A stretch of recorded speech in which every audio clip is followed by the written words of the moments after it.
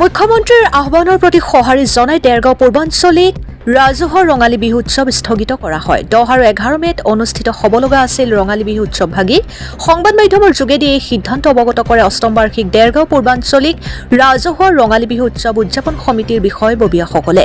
দেৰগাঁও বৰুৱা বামুণগাঁও পঞ্চায়তৰ সভাগৃহত অনুষ্ঠিত হয় এই সংবাদমেল। পৰৱৰ্তী যি সিদ্ধান্ত গ্ৰহণ কৰিব সেই বিষয়ে সংবাদ মাধ্যমৰ যোগেদি অৱগত কৰিব বুলি উল্লেখ কৰে উদযাপন সমিতিৰ বিষয়ববীয়াসকলে। দেৰগাঁৱৰ পৰা মাধুৰ্য বৰাৰ প্ৰতিবেদন, অৰুণোদয় আছাম।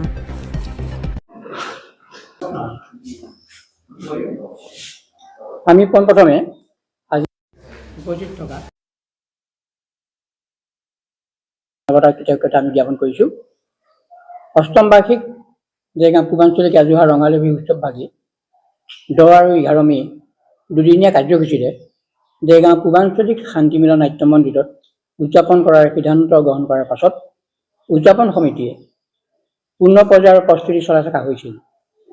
অৰ্থাৎ বিহু উদযাপনৰ একদিনৰ আগত দেশৰ যুদ্ধকালীন পৰিস্থিতিৰ পৰিপ্ৰেক্ষিতত অসম চৰকাৰৰ তৰফৰ পৰা অহা নিৰ্দেশনা অনুযায়ী অসমৰ সকলো বিহু অনুষ্ঠান বৰ্তমান বন্ধ ৰখাৰ আহ্বান জনাইছে।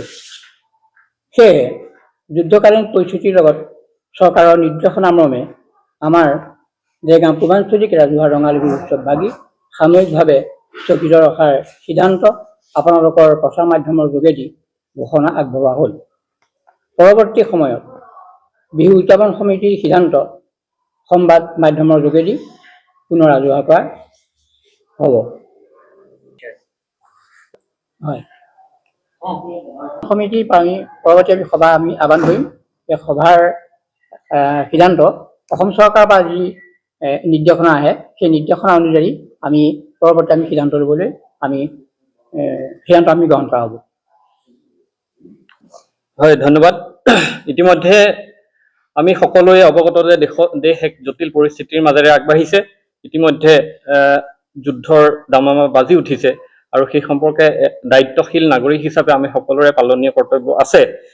আমি পূৰ্বাপৰ ৰীতি অনুসৰি এই নাট্য মন্দিৰতে বিহুৰ বহাগী উৎসৱৰ কাৰ্যসূচী ভাগ আয়োজনৰ বাবে আগবাঢ়িছিলোঁ যদিও যথেষ্ট শংকাৰ মাজেৰে, যিহেতুকে যোৱা প্ৰায় এটা পষেক ধৰি দেশৰ পৰিস্থিতি যথেষ্ট বিপদসংকুল হৈ আছিলে, তাৰ মাজতে আমি কাৰ্যসূচী উদযাপনৰ পূৰ্ণ প্ৰস্তুতি কৰিছিলোঁ।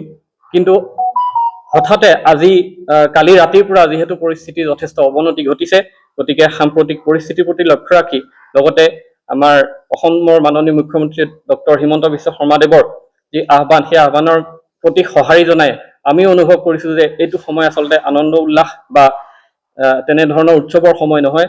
আমি সকলোৱে একজন দায়িত্বশীল নাগৰিক হিচাপে সজাগ সতৰ্ক হৈ পৰিস্থিতিৰ প্ৰতি লক্ষ্য ৰাখি আমি নিজৰ দায়িত্ব পালন কৰিব লাগিব।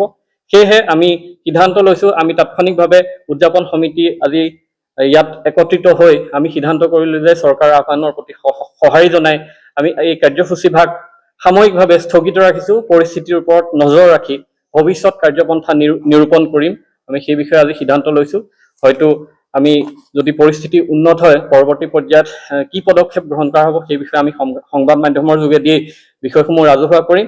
বা তাতকৈও অন্য ধৰণৰ যদি যুদ্ধকালীন জটিল পৰিস্থিতিৰ সৃষ্টি হয় তেতিয়াহ'লেও আমি যিহেতুকে ৰাইজৰ পৰা আমি দান বৰঙণিৰে কাৰ্যসূচী উদযাপন কৰিবলৈ আগবাঢ়িছিলোঁ, গতিকে সেই ক্ষেত্ৰতো আমি এক নিৰ্ণায়ক সিদ্ধান্ত ল'ম আৰু সেই সিদ্ধান্ত আমি সংবাদ মাধ্যমৰ যোগেদি ৰাজহুৱা কৰিম।